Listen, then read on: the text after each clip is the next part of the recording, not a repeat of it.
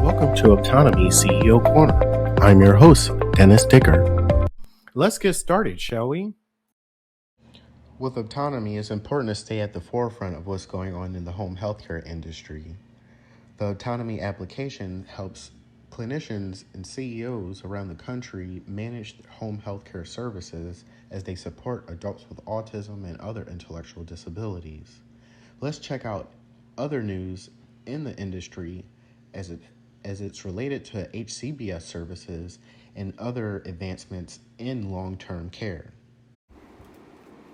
In home healthcare news, let's see what's trending. The fastest growing companies in home-based care. After layoffs, Papa CEO lays out vision for company's future.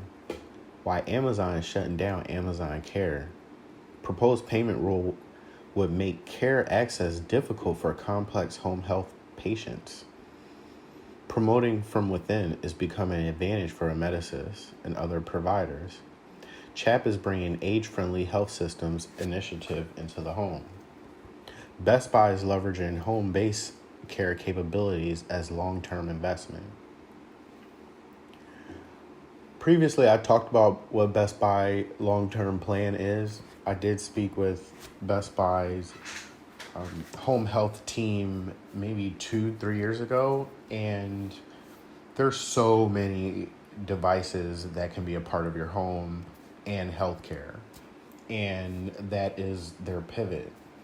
With that said, they will still need to connect with providers or local communities or nursing homes that are looking to transition patients into the home. So they will continue to use those devices and try to get back into the home where they were before. All right. I wanted to quickly review this news here about Amazon Care, and I wanted to touch on it from a New York Times perspective, and the title is Amazon really believed it could sell you a healthcare fantasy. What if you could get healthcare as quickly as easily as you order socks and cat litter?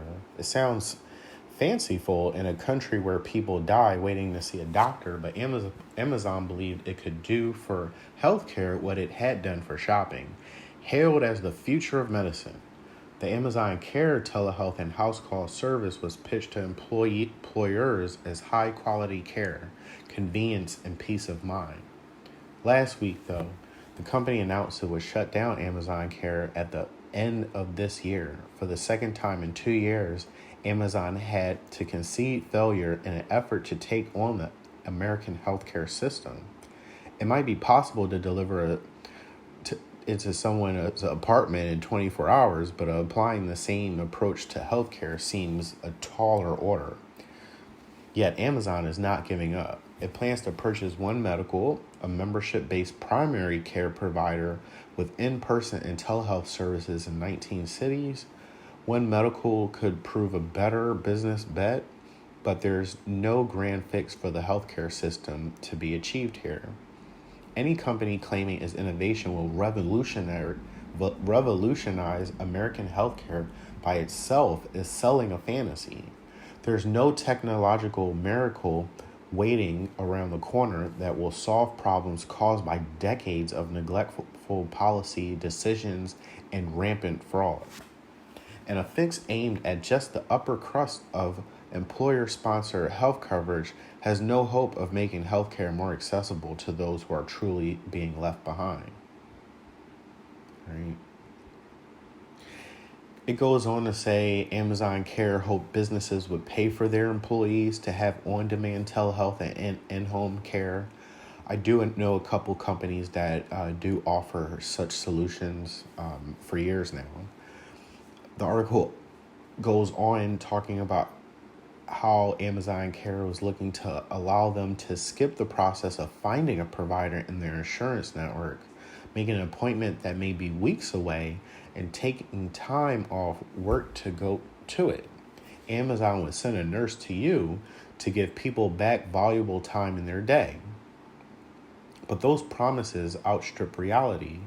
Shortly before the announcement of Amazon Care's closing, the Washington Post reported that former clinical employees alleged that the service had prioritized pleasing patients over providing the best standard of care, trying to scale up too quickly to establish good practices. The telehealth provider struggled with regulations and the logistics of caring for patients in many states, unsure if they could prescribe antibiotics or where to refer patients for x-rays. The Post also reported that Amazon asked nurses to store and dispose of medical supplies at home and stabilize patient blood samples using syringes in their personal cars. Amazon told the Post that mobile nurses were provided with disposable equipment. The company said it prioritized patient and employee safety. The venture's approach to labor was a characteristic of Amazon. One nurse formerly at Care Medical, the independent company founded and essentially controlled by Amazon that provided the actual health care for Amazon Care, told the Post that the contract nurses used were essentially gig workers, and their training was really subpar. She also said that Amazon's staff member told her that nurses were considered the warehouse workers of Amazon Care. Whoa, this is chilling.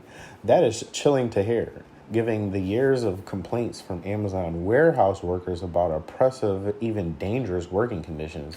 So you're telling me if you're a nurse, you're going to want to go from a hospital setting to a warehouse type setting that Amazon would put you in? I mean, of course they would pay you more because they're making more, but they're definitely going to work you to the bone like those machines. And to many people's surprise that jump into the healthcare space, such a model is hard to maintain for a healthcare company because it requires years of training and there is a nursing shortage. Okay? These companies will continue to run into these problems.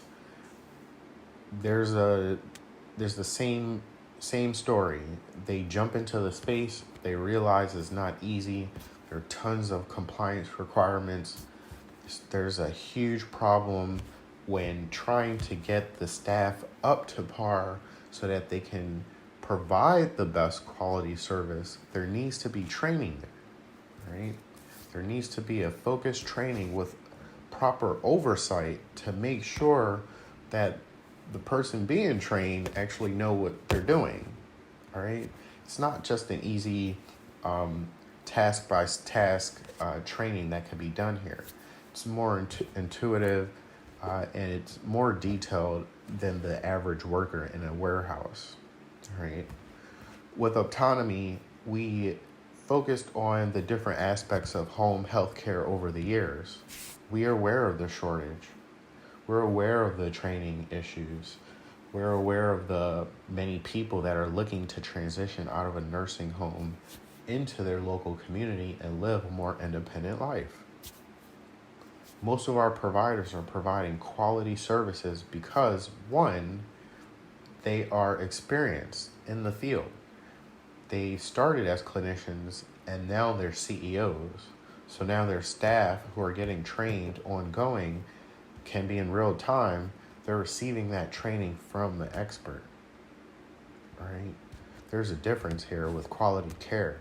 You're going to continue to see more and more businesses and insurance companies take a stab at it.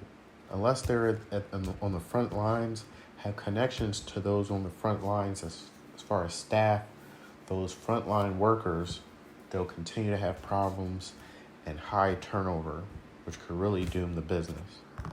Thank you. Please be sure to check out www.optonome.com. We have ways to get started. You can really understand all the great features of the Optonome application and the different industries it can be applied to. You can also learn more about how we got here, things like that, and our growing marketplace. We have integrative human services, Care in Minds, Helping Hands Health, Emerge Community Services, Trinity Health and Home, We Care Support Services, Hortus Health, Independence Fits You, Tandem Community Care, Inspire Home and Health, Pro Social Services. There are many more providers that are up and running. Thanks for watching, everybody.